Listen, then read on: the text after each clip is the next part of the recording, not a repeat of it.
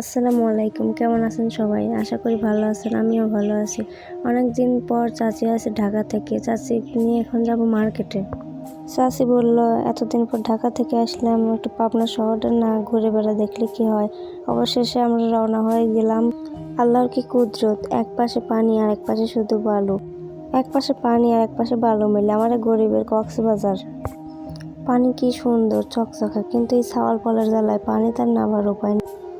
পাহাড় পর্বত কক্সবাজার মেলায় দেখা হয়ে গেছে। এখন আমরা হাঁটা শুরু করি। এই যে হাঁটি, কতক্ষণ ধরে হাঁটতেছি, গাড়ি নাই আর নাই। হাঁটা শেষ করে দাঁড়ায় আছি অটো স্ট্যান্ড, কিন্তু অটো আর আসে না। কত সময় অপেক্ষা শেষ নাই। আবার হাঁটা শুরু করলাম। হাঁটতে হাঁটতে বাজারের উদ্দেশ্যে রওনা হলাম। অবশেষে ওই দূরে একটা অমাবস্যার চাঁদ দেখা যাচ্ছে। আমরা অটো গাড়ি বলি, আপনারা কি বলেন এই গাড়িকে? উঠে পড়লাম বিসমিল্লাহ বললে এই গাড়ি। আহারে, এতখানি পথ হাঁটতে আসি, চাচি সরেন একটু আমারও বসতে দেন।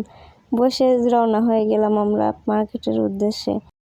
চাচা আপনি একটু সরান, আমার স্কুলটার মেলার দিন পর দেখতে পাইছি, একটু ভালো করে দেখলে। এটা আমার স্কুল, শহীদ সরণিকা হাই স্কুল। এই স্কুলের সামনে আসলে মনে পড়ে যায় কত কিছু, কত আনন্দ করছি।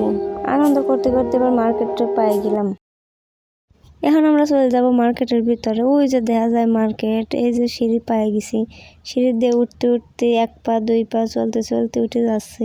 এই যে জিন্সের যে দোকান দেখতেছেন, এই দোকান আমার নিজস্ব দোকান। এই জায়গা খালি ছেলেরা জামা কাপড়ই বিক্রি করা হয়। তো আমার মার্কেটটা ঘুরে ঘুরে আমরা দেখতেছি। মার্কেটে আইছি, মার্কেট ঘুরে ঘুরে দেখবো না তাই কি হয়? অবশেষে দেখেন মার্কেটও করে ফেললাম। মার্কেট করবে আইছি কি খালি মার্কেটই করব? খাওয়া দাওয়া তো কিছু করা লাগবে। এবার যাব খাওয়ার উদ্দেশ্যে।